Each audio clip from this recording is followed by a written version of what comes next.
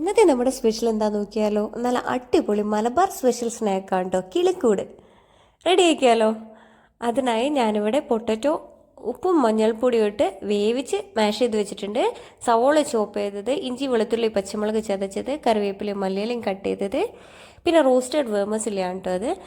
പിന്നെ കാടമുട്ട പുഴുങ്ങി വെച്ചിട്ടുണ്ട്, ചിക്കൻ വേവിച്ച് ക്രഷ് ചെയ്ത് വെച്ചിട്ടുണ്ട്. പിന്നെ എണ്ണ ചൂടാക്കുക, അതിലോട്ട് ഇഞ്ചി പച്ചമുളക് വെളുത്തുള്ളി ചതച്ചത് ഇട്ട് കൊടുക്കുക. ഒന്ന് വഴറ്റുക, അതിലോട്ട് സവോള ഇട്ടുക, ഒന്ന് വഴറ്റി കൊടുക്കുക.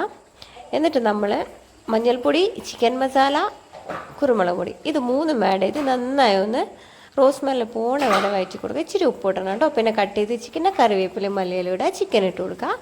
എന്നിട്ട് എല്ലാം കൂടി മിക്സാക്കി നമ്മൾ മാഷ് ചെയ്ത് വെച്ചിരിക്കുന്ന പൊട്ടറ്റോ കൂടി ഇട്ട് നന്നായി ഒന്ന് മിക്സ് ആക്കി കൊടുക്കുക. ഇപ്പോൾ എല്ലാം റെഡി ആയിട്ടുണ്ട്. ഇനി അതൊന്ന് ചൂടാറിയിട്ട് ഒന്ന് ഷേപ്പാക്കി കൊടുക്കുക.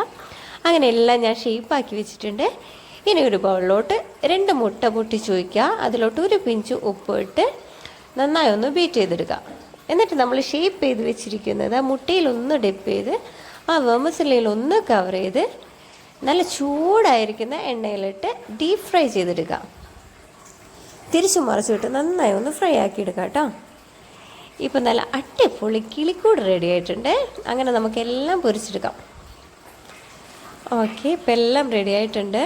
ഇനി നമുക്ക് കിളിക്കൂട്ടിലേക്ക് മുട്ട വെച്ചാലോ.